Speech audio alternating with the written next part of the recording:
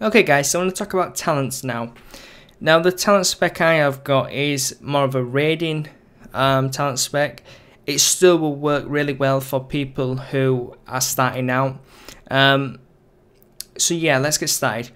So we want 1 out of 2 Blessing of the Grove, which is just basically going to increase your rejuvenation heal by 2%. We only want 1 point in that. You want 2 out of 2 Natural Shapeshifter, which will increase the duration of your Tree of Life, which is basically your tree farm. We want Naturalist, 2 out of 2, reduces the cast time of your Nourish and Healing Touch by 50 seconds, which is quite a lot. We want Heart of the Wild, 3 out of 3, which increases your Intellect by 6%. Remember, our main stat we want is Intellect, always a good choice. 1 out of 1 Master Shapeshifter, it increases your healing done in and outside of Tree Farm by 4%. We want Improved Rejuvenation, increases the effectiveness of your Rejuvenation and Swift Mend spell by 15%. Always good, seeing as Rejuvenation is one of our highest healing spells. We want Revitalize. This is basically just going to increase our total mana regeneration. It's basically a raid-wide mana regeneration.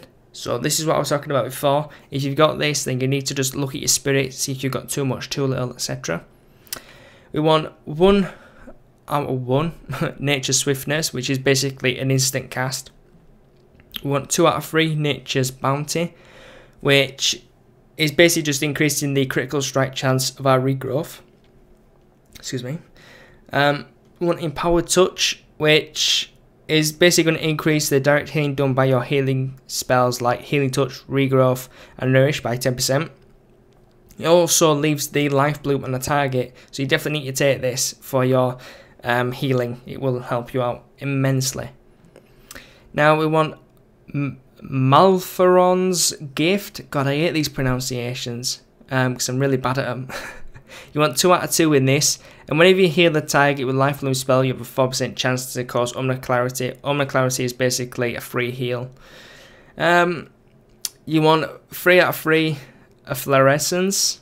Your Swift Bend spell causes Flora to spawn beneath the target, basically healing in people for 12% of the amount healed. It's just basically an AoE heal on the ground. Wild Growth, which is your main AoE healing ability. Nature's Curse, you can basically remove corruptions and magic spells. Gift of the Earth Mother, increase the healing done when your Life Bloom expires by 50% and causes your rejuvenation spell to also instantly heal a target 50% of total health. And that is basically when you press rejuvenation, it's going to instantly heal. Now that's not classed as a rejuvenation tick, so remember that.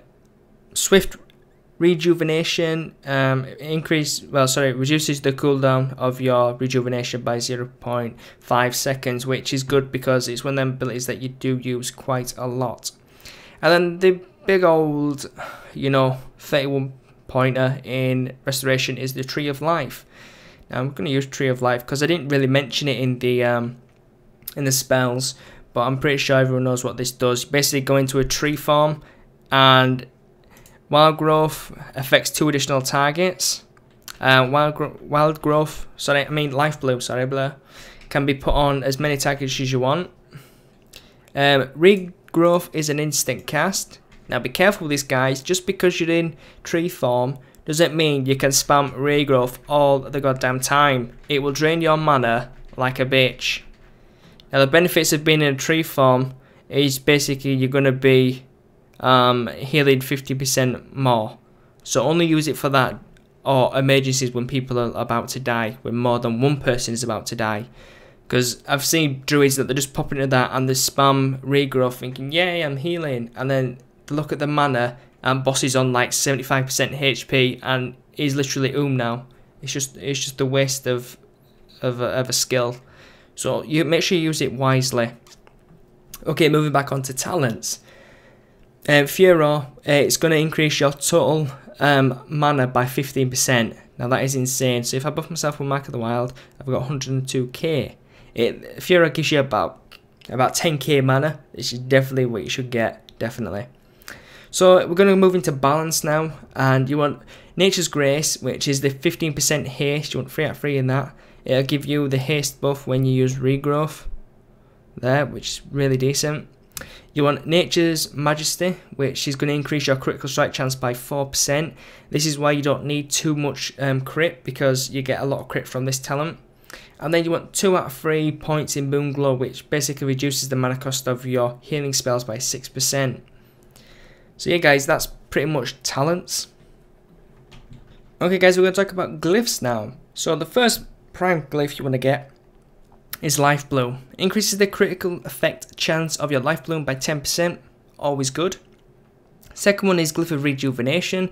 Increases the healing done by your rejuvenation by 10%, always good. Glyph of Swiftmend. Your Swiftmend ability no longer consumes the rejuvenation or regrowth effect from the target. Basically meaning, if you put a regrowth on someone and you didn't have this glyph, it'd take that heal off and that consume it just to basically give you a big heal. So you definitely want to get the Swiftmend glyph. Now for major ones, you don't want Bark Skin.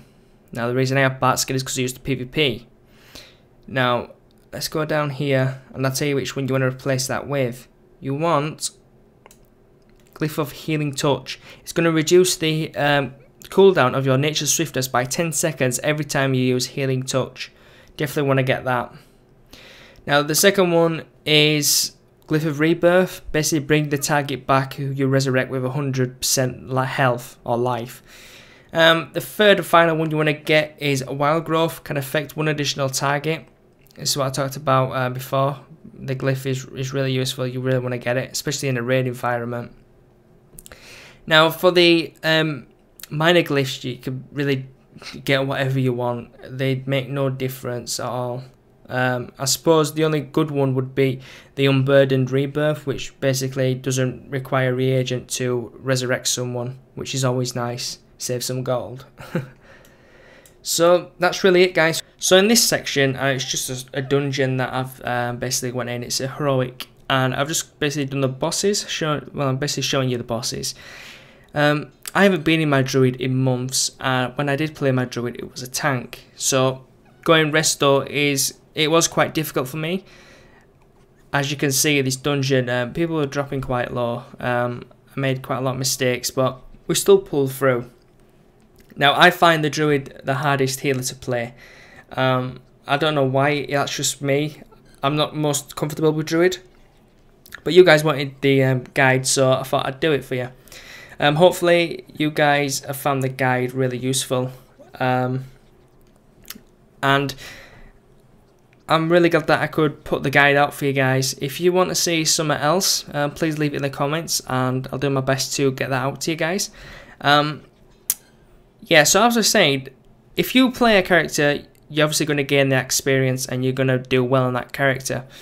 Now, obviously, because I haven't been on here, things aren't going too great, but we still did okay. And it's the same for you guys. If you want to play a character like you want to play a druid and you're just starting off, it will be crap at first until you learn the class. Once you've learned the class and you're really comfortable with that class, that's when you start to be really good. Now, this guy in my group is the paladin. You're thinking, the tank? No, not the tank. The one below the tank. He is also a tank, but kind of not a tank. Now the reason I say that is because he's got a Retrodin DPS spec, but he's got full tanking gear. Although it's not great tanking gear, it's like blues and greens. I have no idea what this guy was doing. And his friend, which is the tank, the actual tank, he's really bad as well. I mean, he stands in stuff he shouldn't be. He doesn't interrupt anything. Oh, this is why I always play a tank. Because every time I go into a dungeon on a healer, the tank always sucks balls. And I just want to play a tank just to say, right, this is how easy it is to tank. Look, I'm pressing buttons, I'm keeping aggro, I'm interrupting. This is what you should be doing. A little bit of rant there, guys, but I want to strangle tanks that can't play tanks. Because I'm a good tank. Yeah, I like tanking. Anyways, enough about tanking. This is a healing guide. So, as you see, I'm keeping Life Bloom on the targets. I'm using Rejuvenations on people when they're about 50% just to keep them up. I'm also using Wild Growth a lot to heal people, and then I'm spamming Nourish. When noobs take a lot of damage, then I'm going to have to use my bigger heals. So we're pretty much on the last boss now. This boss is a piece of cake anyway, there's not much healing involved. So I'm just going to talk about something else. Now, if you guys want to see some other type of guide, then, you know, just leave it in the comments and I will hopefully bring you more guides. Now, I'm not really a big guide person. I just like to do just random stuff, you know what I mean. But the reason this guide has come out quite late since my other video is because I've had to do a few days of research, basically making sure the information I bring you is correct. And for all respect, the information that I've given in this video is correct from what I'm aware. But I'm pretty sure that there's some druids who will disagree with the information. If you do disagree, then please, you know, leave in the comment why you disagree, and perhaps my information is wrong. Yeah, I'm not saying it's 100% correct because you know, I haven't played a druid in such a long time. I can't be 100% sure myself. So if there's anything wrong, then please, you know, leave a comment, let me know what's wrong. But hopefully all the information will be correct, and hope you guys enjoyed the guide, and please thumbs it up if you liked it, leave a comment, and please subscribe to my personal channel.